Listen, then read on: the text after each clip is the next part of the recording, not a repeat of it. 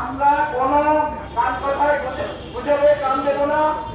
আমরা টাকা নিয়ে এখান থেকে যাব এবং আমাদের যারা কলিগ, আমাদের যারা শ্রমিক, যাদের সাথে আমরা আমাদের জীবন পার করেছি এই ফ্যাক্টরিতে, তাদেরকে আমরা আরো লোক জড়ো করে তাদেরকে যেভাবে হোক এখানে আনবো এবং আন্দোলন আরো জোরালো করতে হবে।